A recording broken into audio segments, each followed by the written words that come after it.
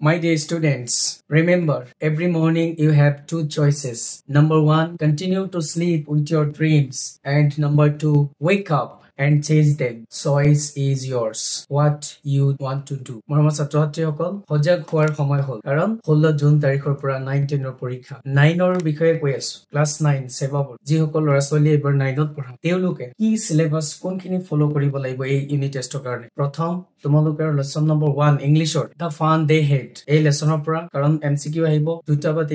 তিনটা মান আৰু থিওৰি কোৱেশ্চন আহিব 2 নম্বৰৰ তো এনেকৈ lesson number 2 the sound of music the sound of মিউজিকৰ পৰা থিওৰি কোৱেশ্চন আৰু এমসিকিউ মিলাই তোমালোকে পঢ়িবা ভালকে 10 নম্বৰৰ কাৰণে তাৰ পিছত কবিতা আছে দা ৰুট নট টেকেন এই কবিতাটোৰ পৰা এমসিকিউ আৰু থিওৰি কোৱেশ্চন আহিব তোমালোকে এই লেসন কেইটা ভালকে পঢ়িবা গ্ৰামাৰ সেকশনৰ পৰা আহিব তোমালোকৰ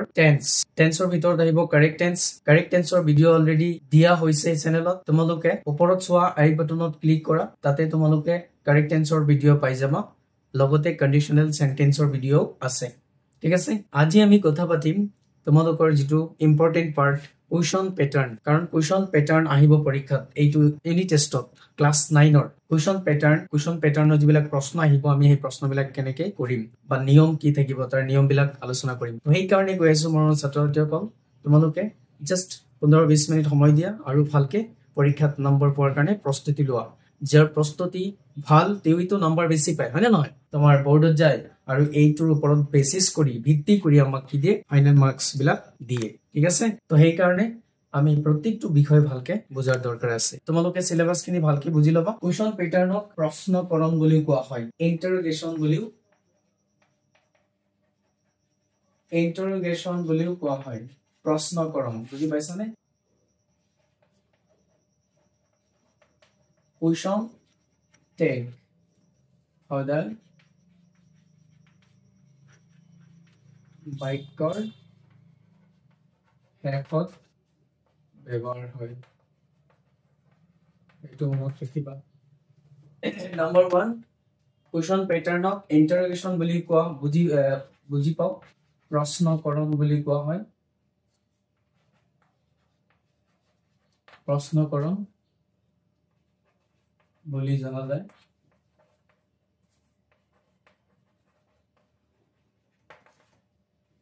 2 নম্বৰ কথা কুৱেশ্চন টেগ সদায়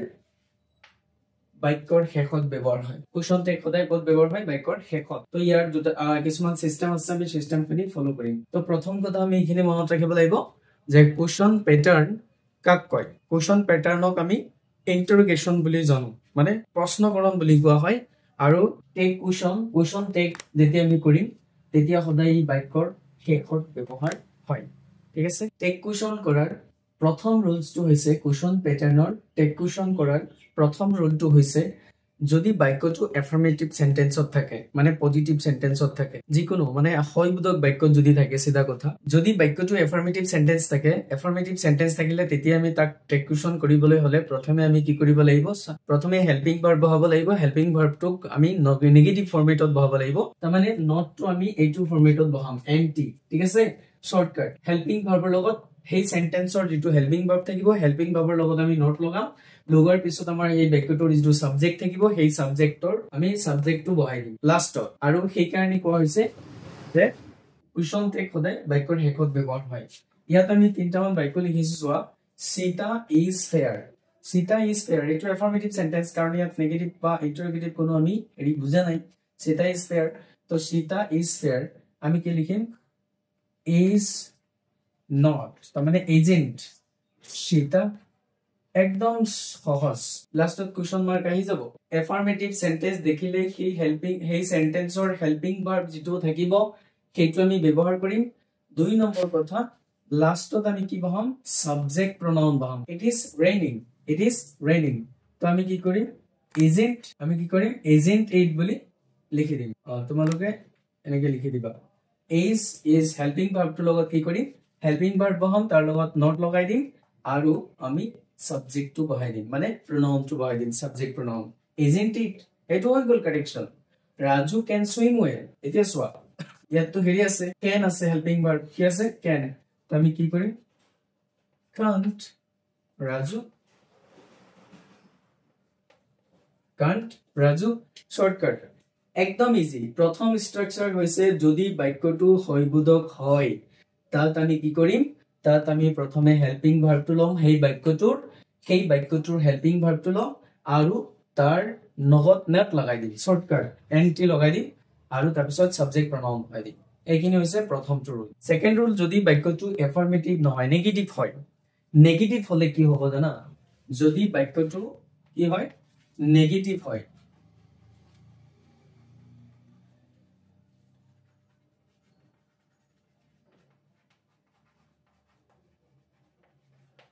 নেগেটিভ সেন্টেন্সৰ ক্ষেত্ৰত কি হ'ব যদি এই বাক্যটো কি হত থাকে নেগেটিভত থাকে তেতিয়া হলে ইয়াৰ ষ্ট্ৰাকচাৰ হ'ব সিম্পল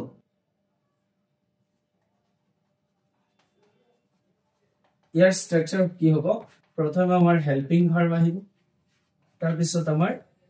সাবজেক্ট প্ৰনাউন আহিব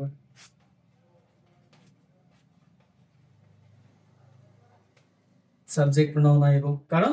ইয়াতো হেৰি নাই নেগেটিভ এইটো আছেই নেগেটিভত তো আমি কি কৰিব লাগে জাস্ট হেল্পিং ভাৰ্ব বহাই দিম এই বাক্যটোৰ নেগেটিভ সেন্টেন্স থাকিলে সেই বাক্যটোৰ হেল্পিং ভাৰ্ব বহাই দিম আৰু সাবজেক্ট প্ৰনাউন বহাই দিম বাক্যটোৰ যি সাবজেক্ট থাকিব সেইটো বহাই দিম যদি আমি এই বাক্যকেইটাই যদি নেগেটিভ হিচাপে লওঁ কি হ'ব চোৱাচোন Sita is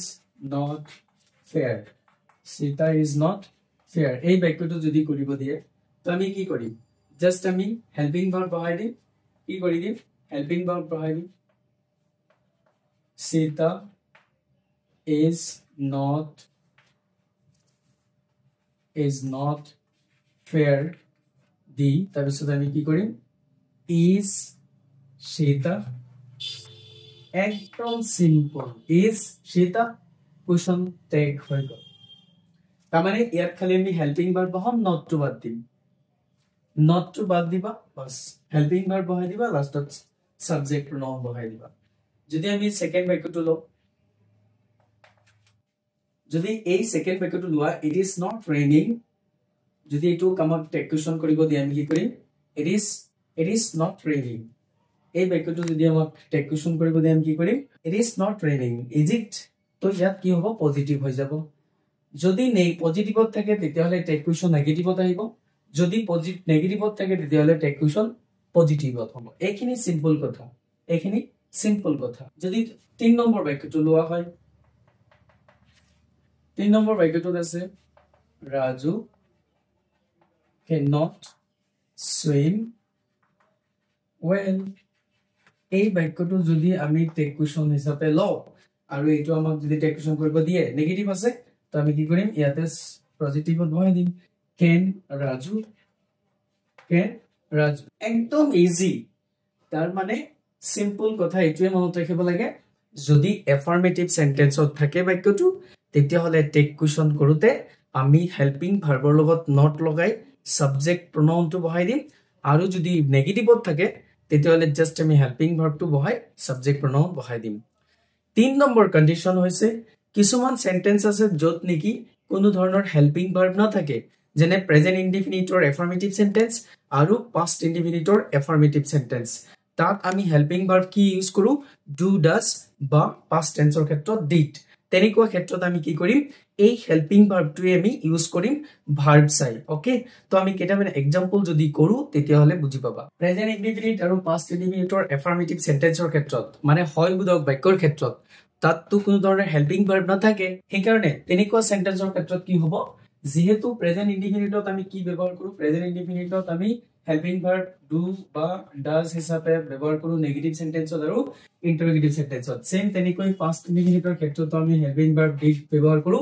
নেগেটিভ আৰু ইন্টাৰগেটিভ সেন্টেন্সত যেহেতু বাক্যটো এফাৰ্মেটিভত আছে এফাৰ্মেটিভত থাকিলে আমি নেগেটিভত টেগ কুশন বনাব লাগে নেগেটিভ হেল্পিং ভাৰ্বটোৰ লগত নট লগাব লাগে সেই কাৰণে আমি কি কৰিম Sita says এতিয়া Sita টো third person singular number hacker number লগত আমাৰ ইয়াত কি আহি যাব doesn't মানে does not Sita তাৰ মানে হেল্পিং ভাৰ্ব আমি লৈ লব লাগিব আমি গম পাব লাগিব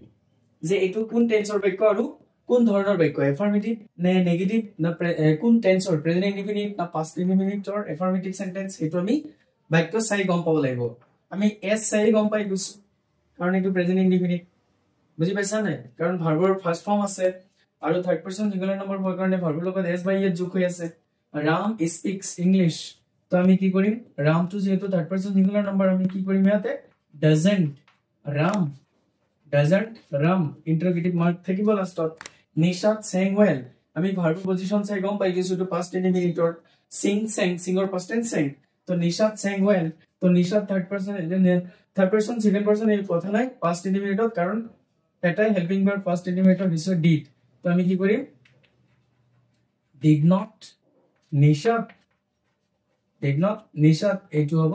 এনেকুৱা mister Sharma went home yesterday তো ভাৰ্বৰ সেকেন্ড ফৰ্ম চাই আমি গম পাই গৈছো went মানে কি হৈছে ভাৰ্বৰ সেকেন্ড ফৰ্ম go went তো আমি কি কৰিম ইয়াতে মিস্টাৰ শৰ্মাৰ লগত আমি কি লগাই দিম didn't মিস্টাৰ শৰ্মা একদম ইজি মৰমৰ ছাত্ৰ ছাত্ৰীসকল এই দৰে আমি টেক কুৱেশ্যন কৰিম মৰমৰ ছাত্ৰ ছাত্ৰীসকল তোমালোকে লেসন বিলাকৰ 10টাকে এমসিকিউ আৰু ইম্পৰ্টেন্ট 4টা 5টাকে কুৱেশ্যন দা ফান দে হেড আৰু দা সাউন্ড অফ মিউজিক আৰু দা ৰুট নট টেকেন এই প্ৰশ্নবিলাক মই এমসিকিউ আৰু থিওৰি কুৱেশ্যন অলৰেডি মোৰ টেলিগ্ৰাম চেনেলত দি থৈছো তোমালোকে তাত গৈ হেখিনি প্ৰেক্টিস কৰিলে 100% পৰীক্ষাত লিখিব পাৰিবা তেনেকুৱা প্ৰশ্নবিলাকে আহিব কমন 100% প্ৰায় কমনে আহিব বুজি পাইছা নাই হে কাৰণে তোমালোকে মোৰ টেলিগ্ৰাম চেনেলত জয়েন হৈ লোৱা তাত গৈ সোৱা প্ৰশ্ন অলৰেডি দিয়া আছে তোমালোকে জাস্ট লিংকত ক্লিক কৰা এই ভিডিওৰ ডেসক্ৰিপচনত টেলিগ্ৰামৰ লিংক দিয়া আছে নহলে